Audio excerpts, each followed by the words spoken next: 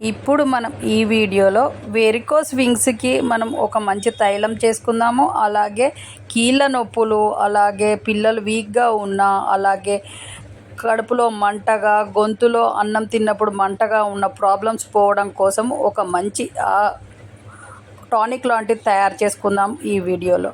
కాబట్టి వీడియో చివరి వరకు చూడండి, అన్ని విషయాలు తెలుస్తాయి. హెల్తీగా ఉంటారు, హ్యాపీగా ఉంటారు, స్ట్రాంగ్గా తయారవుతారు మన ఛానల్ ఫాలో కావడం వల్ల.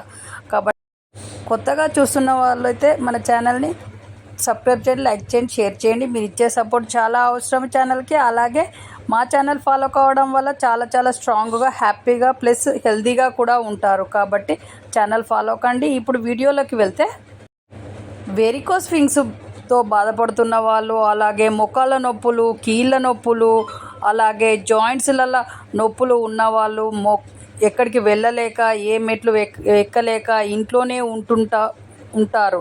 ఈ అవస్థ భరించలేము, ఎన్ని మందులు వాడినా తగ్గట్లేదు అనుకునే వాళ్ళు ఈ విధంగా చేయండి. ఎలా అనంటే, ఒక పావు కేజీ మస్టర్డ్ ఆయిల్, ఆవాల నూనె ఉంటుంది కదా, ఆవాల నూనె ఒక పావు కిలో తీసుకుంటే దాంట్లో ఒక అర్ధపావు ఎల్లిపాయలను పొట్టు తీసి కొంచెం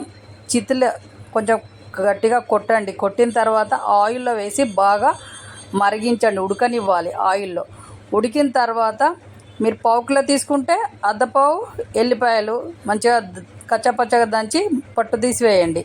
అదే అరకిలో అయితే అరకిలకు పావు కిలో ఎల్లిపాయలను పొట్టు తీసి కచ్చపచ్చగా దంచి ఆయిల్లో వేసి బాగా ఉడికిన తర్వాత పక్కన పెట్టి, చల్లారిన తర్వాత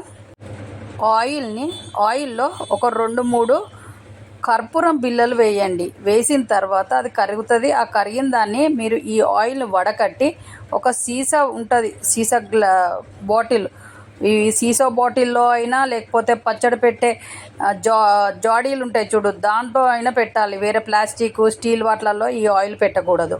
కాబట్టి సీసానే దాంట్లో వేసి మూత గట్టిగా పెట్టి ఈ వెరికోస్ వింగ్స్ బాధతో ఉన్నవాళ్ళు ఆ ప్రదేశంలో ఈ ఆయిల్తో మసాజ్ చేయండి. Daily morning and evening massage చేయడం వల్ల ఆ ప్రాబ్లం పోతుంది. అలాగే మోకాళ్ళ నొప్పులు, కీళ్ళ నొప్పులు, జాయింట్స్లలో నొప్పులు ఉన్న కాడ కూడా ఈ ఆయిల్తో మసాజ్ చేయడం వల్ల మీకు 2-3 రోజుల్లోనే ఈ నొప్పులన్నీ పోయి మీరు హెల్తీగా అవుతారు, లేచి చకచకా నడుస్తారు.